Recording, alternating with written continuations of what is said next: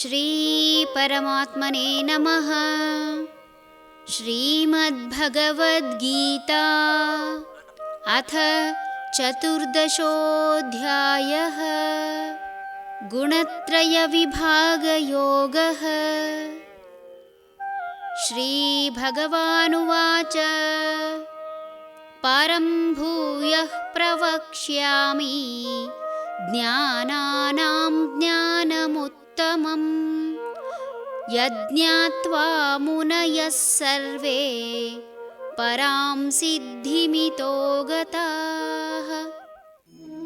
ಶ್ರೀ ಭಗವಂತನು ಹೇಳಿದನು, ಅರ್ಜುನ, ಯಾವುದನ್ನು ಅರಿತುಕೊಂಡು ಎಲ್ಲ ಋಷಿಮುನಿಗಳು ಈ ಸಂಸಾರ ಬಂಧನದಿಂದ ಮುಕ್ತರಾಗಿ ಪರಮಸಿದ್ಧಿಯನ್ನು ಹೊಂದಿದರೋ ಆ ಶ್ರೇಷ್ಠ ಜ್ಞಾನವನ್ನು ಪುನಃ ಕೇಳುವವನಾಗು.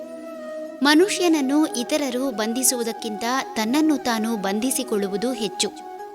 ಭೋಗ ಜೀವನವನ್ನೇ ಅಂತಿಮ ಗುರಿಯಾಗಿಸಿಕೊಂಡು ಅದನ್ನು ಪಡೆಯಲು ನಿತ್ಯವೂ ತನ್ನನ್ನು ಶೋಷಣೆ ಮಾಡಿಕೊಳ್ಳುವ ಮನುಷ್ಯ ಆಸ್ತಿ ಅಂತಸ್ತು ಪಡೆಯಲು ನಾನಾ ವಿಧದಲ್ಲಿ ಬಂಧಿಯಾಗುತ್ತಾನೆ.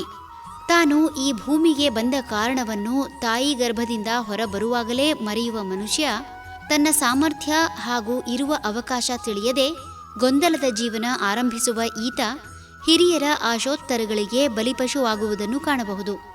ತನ್ನ ಹಾಗೂ ಇತರರ ಬದುಕು ಬಹಳ ಆನಂದವಾಗಿ ನಡೆಯಲು ಪರಸ್ಪರ ಸಹಕಾರ, ಪ್ರೀತಿ, ವಿಶ್ವಾಸದಿಂದ ಜಗತ್ತಿನ ಹಿತಕ್ಕೋಸ್ಕರ ದುಡಿಯುವುದನ್ನು ಬಿಟ್ಟು ಏನಾದರೂ ಕಾರಣದಿಂದ ಪ್ರಸಿದ್ಧಿ ಪಡೆಯುವ ಉದ್ದೇಶದಿಂದ ಜಗತ್ತಿನ ವಿನಾಶಕ್ಕೆ ಕಾರಣನಾಗುತ್ತಾನೆ. ಹೆಣ್ಣು ಹೊನ್ನು ಮಣ್ಣಿನಲ್ಲಿ ಮೋಹಿತನಾಗುವ ಈತ ಸಂಸಾರ ಸಾಗರದಲ್ಲಿ ಮುಳುಗಿ ಈಜಲು ಬಾರದೆ ಮುಳುಗಲೂ ಆಗದೆ ಎಲ್ಲವನ್ನೂ ತನ್ನ ಮೈಮೇಲೆ ಎಳೆದುಕೊಂಡು ದುಃಖಿಸುತ್ತಾನೆ.